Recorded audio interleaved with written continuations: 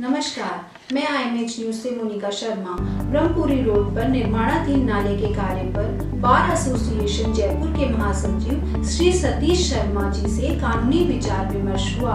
आइए देखते हैं इस पर एक विशेष रिपोर्ट। निर्माण हो रहा है उसके नियमों की जानकारी और कानून के नियम के तहत ये इसमें क्या क्या रूल्स अप्लाई होते हैं और क्या क्या जनता को जागरूक रह सकते हैं, जो जनता सकारात्मक रूप से अपने कार्य को उच्च गुणवत्ता के साथ करा सके। सब बताएं सर। देखिए सर, ऐसा है कोई भी प्रोजेक्ट या कोई भी काम, चूँकि मैं खुद यहाँ ब्रह्मपुरी का रहवासी हूँ इसीलिए मैं बता रहा हूँ कि कोई भी प्रोजेक्ट होता है। अब ये जो काम चल रहा है ये मेट्रो सिटी का जो प्रोजेक्ट है उसके अंतर्गत ये काम चल रहा है।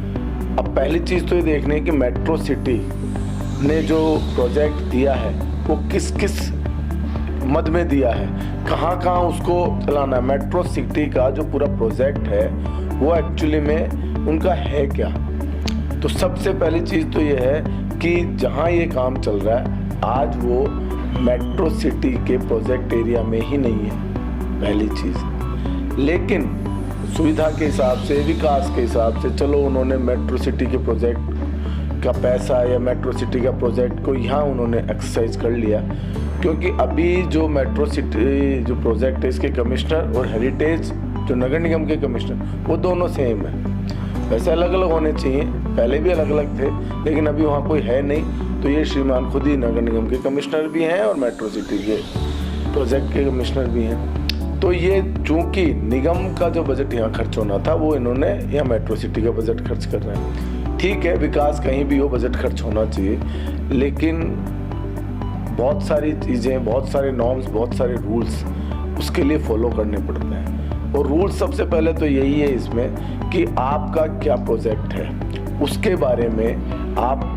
क्या बना रहे हैं, कितना टाइम लगेगा, कितना उसमें बजट होगा, उसकी लास्ट फिनिश वर्किंग जो है वो क्या होगी। जिस भी साइट पे काम चल रहा है आपको एक बोर्ड पे वो सारा लिखना पड़ेगा कि वर्क का नेचर क्या है, वर्क कितना टाइम लिमिट में ख़त्म होगा, कितना इस वर्क का बजट है, और ये सब चीज़ें कौन उसमें रेस्पॉन्सिबल प्रशासनिक अधिकारी हैं, JEN है, AN है, कमिश्नर है, कौन उसका कॉन्ट्रैक्टर है, ये सब लिखना पड़ेगा आपको। एक्चुअली में हो क्या रहा है सर कि विकास, ये विकास जनता का विकास नहीं है जो हम देख रहे हैं, कई सालों से एक परंपरा चली आ रही है। ये स्वयं का विकास के लिए सारे जितने भी विकास के काम हो रहे हैं 20-30% जनता का विकास और बाकी स्वयं का विकास। एक्चुअली में इस फंडे पे ये सारे विकास चल रहे हैं। अब आप बताइए, मैं खुद यहाँ रहता हूँ और आपने बहुत यहाँ के स्थानीय निवासियों से पूछा होगा कि इस जगह ये क्यों बन रहा है। बड़े सब पानी भरता है इसलिए बन रहा है नाले। ठीक है, पानी भरता है, लोग परेशान होते हैं, सुविधा मिलनी चाहिए, लेकिन उसके लिए साइड में दो बड़े बड़े नाले बने हुए हैं जो इस जो ब्लॉक बन रहे हैं उनसे कई गुना उनमें पानी का निकास हो सकता है वर्षा का। लेकिन वो क्यों नहीं हो पा रहे, इसलिए नहीं हो पा रहे कि हमने वो नाले तो निर्माण कर दिए लेकिन उनमें अब मिट्टी मलबा घुस गया, उसकी टाइम से सफाई नहीं होती बारिश से पहले। यदि उनकी सफाई हो जाए तो मैं कह रहा हूँ उनकी ज़रूरत ही नहीं है ये इतने ब्लॉक कंक्रीट के जो डाले हैं, ये वहाँ ज़रूरत है जहाँ पर ऐसे नाले नहीं हैं बड़े। दूसरी चीज़, किसी भी प्रोजेक्ट को करने से पहले आपको उसमें पूरा इन्वेस्टिगेशन करना पड़ेगा, पूरा एनालिसिस करना पड़ेगा, पूरा डाटा तैयार करना पड़ेगा कि इसको हम करने जा रहे हैं तो इसमें ये तो परेशानी आएगी, ये जनता को सुविधा मिलेगी, इतना टाइम लगेगा और ये सब प्रॉब्लम्स आएंगी। आपको कुछ पता ही नहीं है, आपने लिया और शुरू कर दिया काम को कि कितना टाइम लगेगा, कितना लगेगा। इनके पास मुझे लग रहा है कि ये केवल इनको ऐसा लगता है कि ये जो पैसा पड़ा है मेट्रो सिटी का इसको कहीं ना कहीं खपाना है। इसीलिए पहले इन्होंने एक बार ये जो पौंड्रिक उद्यान है जो शायद इस जयपुर हमारे परकोटे दीवारी में सबसे बड़ा गार्डन है, और अभी कोरोना काल में आपने देखा ही होगा ऑक्सीजन की कमी कितनी हुई लोगों को, तो ये एकमात्र यही एक ऐसा उद्यान था। इसको भी मेट्रो प्रोजेक्ट के नाम पर पार्किंग इसमें बना रहे थे।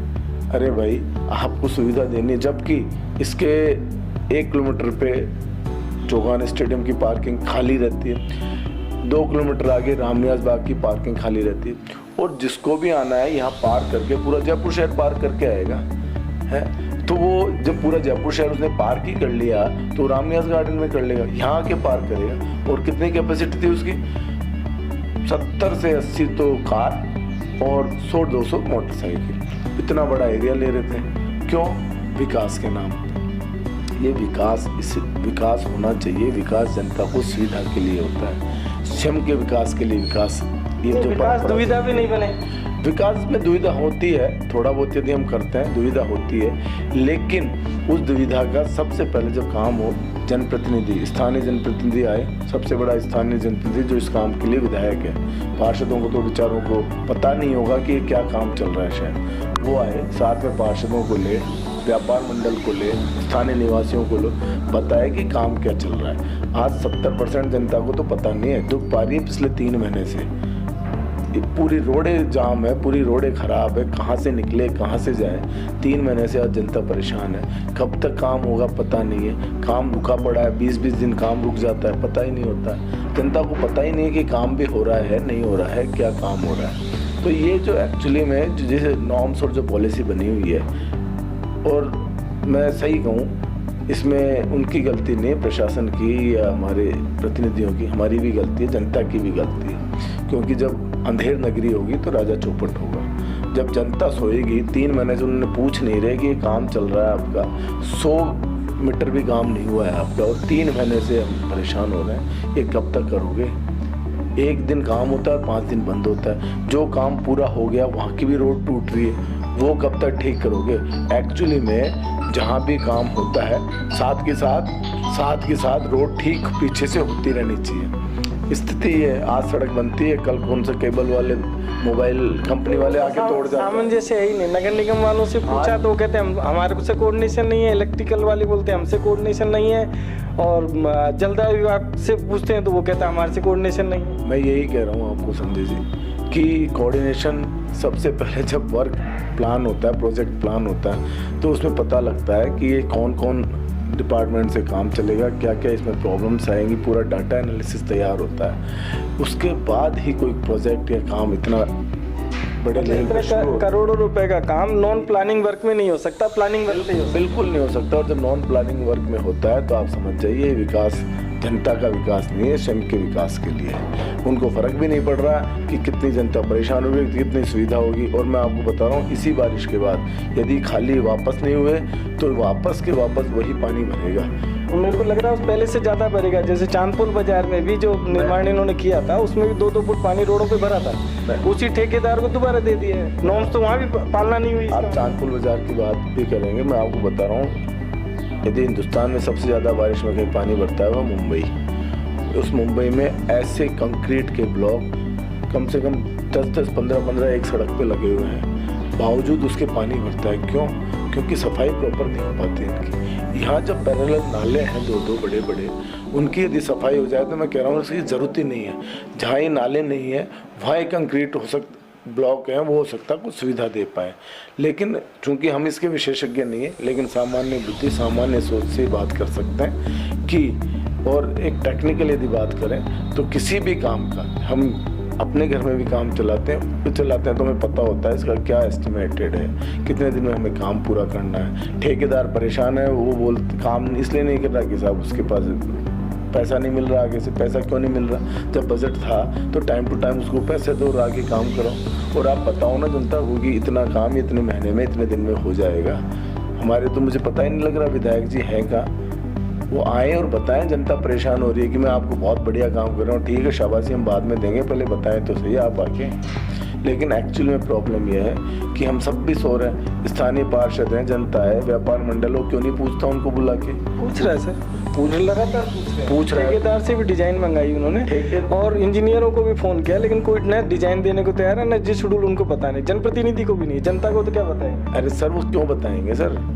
जनता को तो बेवकूफ़ समझ के बैठे हैं वो कुछ भी नहीं बताएंगे। और एक्चुअली में प्रॉब्लम यही है कि जब तक इन चीज़ों को जनता खुद से आगे होके उनको बुलाएं, खुद को विधायक साहब को यहाँ, कि कब तक हम 3 महीने से परेशान हो रहे हैं। यहाँ के व्यापारी बहुत परेशान हो रहे हैं, निवासी परेशान हो रहे हैं। मैं कोर्ट जाता हूँ, मुझे आधा घंटा निकलने में लग जाता है घर से। और ऐसे पता नहीं कितने लोग हैं, आने में मुझे इतना टाइम लग जाता है। कारण सारी और जो गलियां और हैं सब छोटी छोटी, एक मेन रोड यही तो थी, इसको भी ब्लॉक कर दिया आपने। इसमें एक्चुअल में नियम कौन कौन से लगते होंगे, धाराएं कौन कौन से लगते हैं, उस बारे में बता पाएंगे?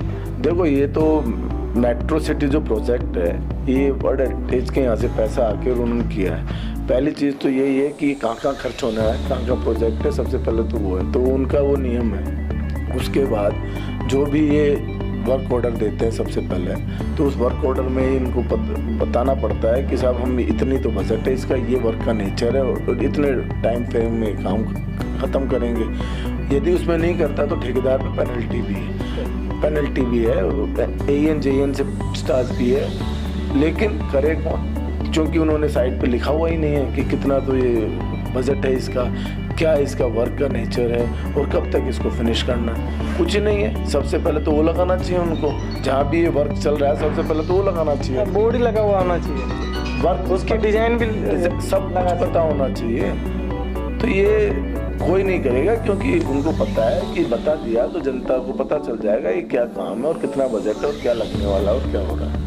तो ये सब चीज़ों को छुपा के और राजकीय निधि को अपने तरीके से यूटिलाइज करने का तरीका है।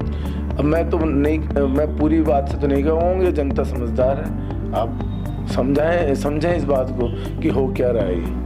वो तो जनता स्वयं समझदार है कि ये हो क्या रहा है वास्तव में, एक्चुअली में ये कितना फ़ायदा होने वाला है, क्या होगा, वो तो जनता आगे देख लेगी। लेकिन विकास हो रहा है, चलो हम मान रहे हैं उसमें 10% भी निजात मिलेगी, लेकिन उसका एक प्रोसेस है, उस प्रोसेस को फॉलो करो। आप जनता को सुविधा दे रहे हो, परेशानी मत हो। विकास के लिए हम तैयार हैं, सब तैयार हैं, 3 महीने से दुखी हो रहे हैं, लेकिन आप क्या इसको 3 साल तक चलाओगे क्या? बिल्कुल सही बात। तो इसीलिए ये सबकी जिम्मेदारी भी है और आपने भी ये जिम्मेदारी निभा रहे हो कि इस आवाज़ को उठा रहे हो। जनता परेशान है कुल मिला। Thank you sir. इस बारे में एक विषय और था सर, जिसमें हम ये चाह रहे थे, जैसे कृषि लैंड के ऊपर कॉमर्शियल एक्टिविटी चल रही है जो कि कानूनी रूप से सही नहीं है, और सही जब भी हो सकती है जब कृषि लैंड का रूपांतरण करा लिया जाए, और वो कार्य लगातार हो रहा है, तो उसमें कानूनी राय क्या कहती है? देखिए, कोई भी एग्रीकल्चर लैंड है यदि, तो उस पे केवल काश्त और खेती के अलावा दूसरी चीज़ नहीं हो सकती। ये बाढ़ है, बाय लॉ बाढ़ है, लेकिन चूंकि सोसाइटी वाले पट्टे दे देते हैं, जनता ना लेती है और फिर वो चलता रहता है। संबंधित डिपार्टमेंट JDA है, निगम है, जब तक भूमि रूपांतरण नहीं होगा तब तक वहाँ ना तो कोई पट्टे काटे जा सकते हैं, ना कोई निर्माण हो सकता है। अगर निर्माण कर लिया तो क्या कहते हैं? निर्माण कर लिया तो उसकी शिकायत होनी चाहिए JDA में, निगम में, संबंधित जगह कि एग्रीकल्चर लैंड पे कैसे निर्माण हो रहा है। नहीं, निर्माण हो गया तो उसके आगे क्या होगा? उसके आगे भी बस वही है कि वो निर्माण जो हो गया, जब तक वो लैंड का कन्वर्जन नहीं हुआ वो इलीगल ही रहेगा।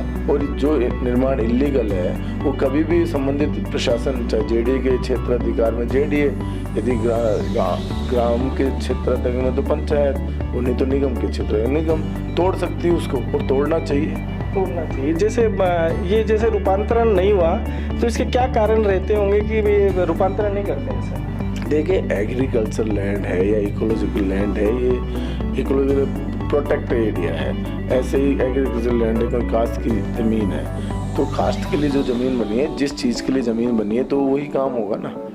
तो रूपांतरण तो तब होता है जबकि सरकार कोई प्रोजेक्ट लाए और उसको लगे कि यार यहाँ पे डेवलप होना चाहिए, ज़रूरी है, तब जाके सरकार अपने स्तर पे करती है। तो ऐसा क्या है कि सब सरकार भी, जनप्रतिनिधि भी, प्रशासन भी सोए रहते हैं, इतने बड़ी चीज़ पे कोई ध्यान ही नहीं है जहाँ से सरकार को रेवेन्यू मिल सकती है। और जो निर्माण कॉमर्शियल कर रहा है वो तो अपने व्यापार के लिए कर रहा है, जनहित के लिए तो करता है नहीं, खुद के हित के लिए करता है व्यापारिक जगह पे। तो उसमें तो सरकारी निधि को आप ऐसा थोड़ी कि आप लेओगे नहीं और उसको बिना उसके चलाते रहोगे, प्रशासन मुख्य दर्शक बना रहेगा। प्रशासन मुख्य दर्शक है जब भी, तो बड़ी आज आप जयपुर शहर के आसपास देखेंगे तो शायद 40% एग्रीकल्चर लैंड पे और केवल पट्टे से, कोई सोसाइटी के पट्टे से या किसी और पट्टे से बड़े निर्माण हो ही चुके हैं। और अभी पृथ्वीराज नगर ही उदाहरण है बड़ा, कि वो सारा जो कि एग्रीकल्चर लैंड थी उस पर पूरा बना, और जनता भी ये मानती है कि जब सब बन जाएंगे तो सरकार को भी उसका रूपांतरण करके और पट्टे देने ही पड़ेंगे। इसलिए जनता को जब ये पता है तो उसके बाद वो करती है ऐसे। तो मतलब पहले इलीगल गतिविधि कर लो, उसको रेगुलाइज तो अपने आप हो ही जाएगी। बस यही सोच, इसी मानसिकता से, यही मानसिकता है और ये प्रशासन की कमजोरी है, एडमिनिस्ट्रेशन की कमजोरी है। यदि ऐसा निर्माण कोई हो रहा है तो जब वो होता है शुरू में एक भी, तो उसको रोक दिया जाए तो आगे नहीं होगा और बंद हो जाएगा। लेकिन वो होता ही है कि सब जानते हैं कि वो निर्माण होता है, उसके बाद अधिकारी या कर्मचारी संबंधित प्रशासन डिपार्टमेंट के आते हैं और वो फिर चले जाते हैं। वो क्यों चले जाते हैं सबको पता है, और एक ने बनाया तो दूसरा बनाएगा, तीसरा बनाएगा, और इसी तरह बनता रहता है। और इसी तरह एक दिन कॉलोनी बस जाती है। उसके बाद चूंकि वोट की राजनीति है, वहाँ के लोग वहाँ के पार्षद को, वहाँ के एमएलए को जाते हैं साहब ये नहीं तोड़ने दिया जाए, और धीरे धीरे धीरे एक तरह से वो कॉलोनियाँ बसती रहती है और इस तरह फिर एक दिन सरकार को मजबूर होकर वहाँ पे ये करना। इसीलिए अविकसित कॉलोनियों का निर्माण होना ये इसी तरीके का जरिया है। यही जरिया है, सामान्य सभी लोग जानते हैं और यही जरिया और यही तरीका है।